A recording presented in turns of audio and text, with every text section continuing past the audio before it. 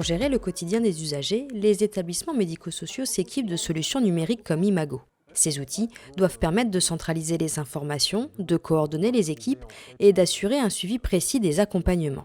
Mais pour être efficaces, ces outils doivent aussi répondre à des exigences de plus en plus fortes, notamment en matière de réglementation et d'organisation interne. On a été aidé en ça par Evolucare pour d'abord faire tout un aspect de paramétrage. Donc, il y a eu un certain nombre de groupes de travail qui ont été faits au niveau des 3 associations qui correspondaient un peu aux grands types de métiers qu'on va retrouver dans Imago, l'éducatif, l'administratif et toute la partie soins. À partir de ça, on a pu structurer comme ça, dans une première base, le logiciel.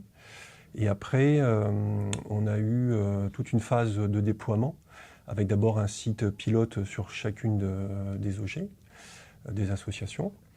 Et puis ensuite un déploiement qu'on a voulu très rapide et très rapproché, donc avec une formation concentrée, on va dire, sur 3 mois, voilà, pour l'ensemble des acteurs et de manière à très rapidement mettre en place le logiciel. Sur le terrain, cette transformation se traduit par une organisation particulièrement fine à mettre en place. Les activités, les présences des professionnels et celles des usagers doivent être coordonnées en permanence. Un équilibre difficile à maintenir sans outils adaptés. Nous avons mis en place des récurrences sur 4 semaines qui correspondent à des cycles qui sont croisés avec les plannings des professionnels. Donc sur 4 semaines, nous avons les mêmes activités qui sont récurrentes en fonction de la présence des professionnels et des résidents au sein de l'établissement. Au-delà de l'organisation quotidienne, un autre enjeu se pose, celui du suivi des parcours. Chaque usager bénéficie d'un accompagnement individualisé, construit dans la durée et impliquant plusieurs professionnels. Centraliser et structurer ces informations est essentiel pour garantir la continuité des prises en charge. Ça m'aide, c'est donc une meilleure organisation des transmissions, mais ça m'aide dans la vie quotidienne à inscrire toutes les observations qu'on peut faire, et puis surtout ça nous permet de suivre le parcours de l'usager, du projet personnalisé, les objectifs qu'on met en place, jusqu'aux moyens qu'on va mettre en place et les actions qu'on va mettre en place pour essayer d'arriver justement aux objectifs. Une fois déployé, l'outil doit répondre aux exigences du quotidien avec des informations mises à jour en temps réel et accessibles à tous.